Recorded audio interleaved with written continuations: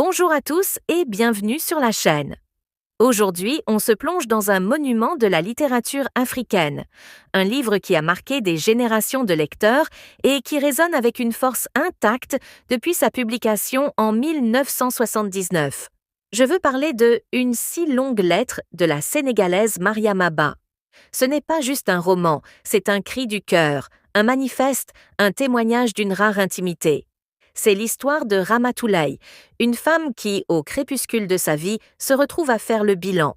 Et elle le fait par le biais d'une lettre, une si longue lettre, adressée à sa meilleure amie, Aïssatou.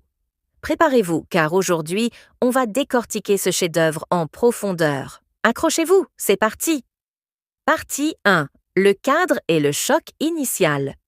Tout commence dans la douleur. Ramatoulaye, institutrice et mère de 12 enfants, est en deuil.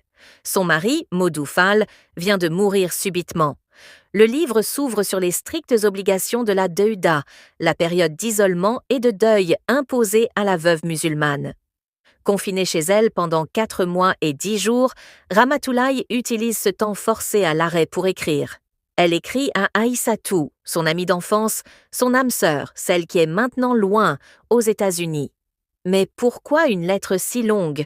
Parce qu'il ne s'agit pas seulement de parler de la mort de Modou, il s'agit de raconter toute une vie.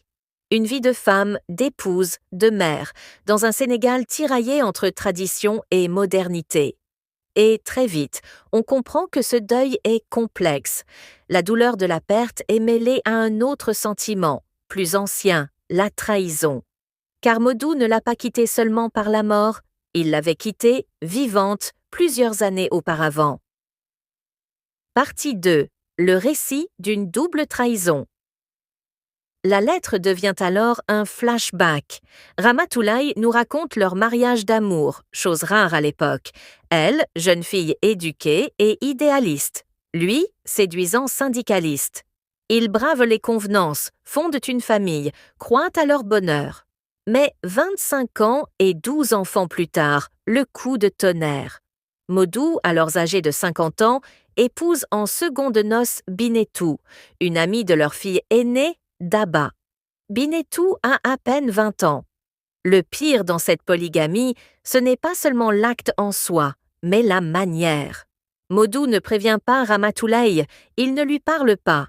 Il délègue la terrible annonce à son frère, Tamsir, et à son beau-frère, le Maodo, le mari d'Aïssatou. Ramatoulaye est anéantie. Elle a le choix, selon la tradition, accepter et rester la première épouse ou divorcer. Après des nuits de larmes et de réflexion, elle prend une décision lourde. Elle reste, par dignité, par commodité, par amour pour ses enfants, par résignation. Un peu de tout cela. Elle reste mais le cœur brisé, condamnée à voir son mari dépenser son salaire pour une jeune rivale, l'installer dans un nouveau domicile et la délaisser peu à peu. Ce récit de sa propre trahison est en miroir avec celui de son amie Aïssatou, à qui elle écrit justement, car Aïssatou a vécu une situation similaire, mais y a répondu différemment. Son mari, le docteur Maodo Ba, cédant à la pression familiale, a épousé une jeune cousine, Nabou, pour perpétuer la lignée noble de sa mère. Aïssatou, elle, a refusé l'humiliation. Elle a quitté Maodo, a repris ses études, est devenue interprète et a choisi l'indépendance totale aux États-Unis. Elle est le modèle de la rébellion réussie. Partie 3. Le deuil et les assauts de la tradition. Revenons au présent du récit. Ramatoulaye est en deuil, mais ce deuil n'est pas un moment de paix. C'est une épreuve de plus, où la société et la famille lui tombent dessus. D'abord, il y a la visite désastreuse de Lady Mother-in-Law, la belle-mère, qui vient moins la consoler que lui rappeler ses devoirs d'épouse modèle, même morte. Puis, c'est le chapitre le plus brutal, les demandes en mariage. À peine Modou enterrée, et alors qu'elle est encore en pleine Deuda, 3 prétendants se présentent, croyant bien faire. 1. Tamsir, le frère de Modou. Il invoque la loi de la Lévira, épouser la veuve de son frère, et considère Ramatoulaye et ses enfants comme un héritage. Sa demande est crue, intéressée, profondément humiliante. Ramatoulaye explose de colère, lui rappelant qu'il est déjà polygame, endetté et qu'elle n'est pas un bien à transmettre. 2. Le docteur Maodo Ba, le veuf d'Aïssatou. Sa demande est tendre, faite d'affection réelle et de remords. Il lui propose une union de raison, de consolation mutuelle. Mais Ramatoulaye refuse. Accepter, ce serait trahir Aïssatou, et ce serait admettre que la vie d'une femme ne peut être que définie par un mari. 3. Daouda Dieng, un ancien prétendant, maintenant député. Il lui offre l'amour, la sécurité, le statut. Mais il est déjà marié. Il propose une union polygame, certes confortable. Pour Ramatoulaye, c'est inacceptable. Après l'expérience traumatisante avec Modou, ces 3 demandes sont cruciales. Elles représentent les 3 visages de la pression masculine. La tradition archaïque, Tamsir, l'affection possessive, Maodo, la modernité compromise, Daouda. Ramatoulaye les rejette tous. Ce triple refus est son acte d'émancipation définitif. Elle choisit de rester seule, mais libre. Partie 4. Les femmes, piliers et révoltées. Le roman de Mariama Ba n'est pas seulement le portrait de Ramatoulaye, c'est une galerie de figures féminines qui montrent différents destins possibles. Aïssatou est la rebelle, la pionnière qui prend son destin en main. La grande Nabou, la mère de Modo, incarne la tradition oppressive, celle qui formate les jeunes filles comme la petite Nabou pour en faire des épouses dociles. Jacqueline, l'épouse d'un collègue, est la femme qui sombre dans la folie face à l'infidélité et au mépris de son mari. Les filles de Ramatoulaye, notamment Daba, représentent la nouvelle génération, éduquée, féministe, qui soutient sa mère et vit son amour librement. À travers elle, Mariama Ba dresse un tableau sans complaisance de la société sénégalaise. Elle critique la polygamie non pas comme un principe religieux, mais comme une institution souvent cruelle et hypocrite, instrumentalisée pour assouvir le désir des hommes au détriment de la dignité des femmes. Elle dénonce l'éducation des filles tournée uniquement vers le mariage et plaide pour une instruction qui leur donne des armes pour être indépendantes.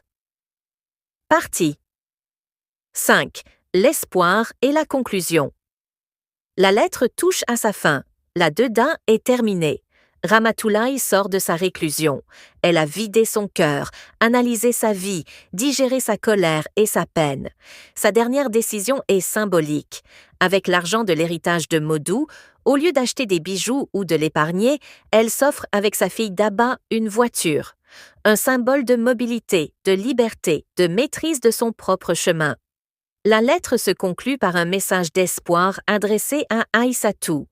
Malgré les épreuves, Ramatoulaye croit en l'avenir. Elle croit en la solidarité des femmes, en la force de l'amitié et en la capacité des nouvelles générations à construire des relations plus justes. La dernière ligne est célèbre. Elle attend Aïssatou à l'aéroport. La boucle est bouclée, non pas sur un regret, mais sur une attente joyeuse, tournée vers l'ami et vers la vie qui continue. Une si longue lettre, c'est tout cela. Un récit intime qui devient universel. Une plongée dans l'âme d'une femme qui, à force de dignité et de réflexion, transforme une série d'épreuves, l'abandon, le deuil, les pressions sociales, en une victoire personnelle, celle de se connaître, de s'accepter et de choisir sa propre voie. Mariama Ba, avec une prose sobre, précise et profondément émouvante, a offert à l'Afrique et au monde un texte fondateur. Un texte qui dit « Écoutez la voix des femmes, leur colère, leur douleur, mais aussi leur résilience et leur espoir infaillible. » C'est sans doute pour ça que plus de 40 ans après, cette lettre nous parvient encore et nous touche si profondément, parce qu'elle parle finalement de la liberté. Et vous, avez-vous lu une si longue lettre? Quelle est la réplique ou le passage qui vous a le plus marqué? Partagez vos impressions dans les commentaires. Pensez à liker cette vidéo si elle vous a plu et à vous abonner pour ne pas rater les prochaines plongées littéraires. À très bientôt!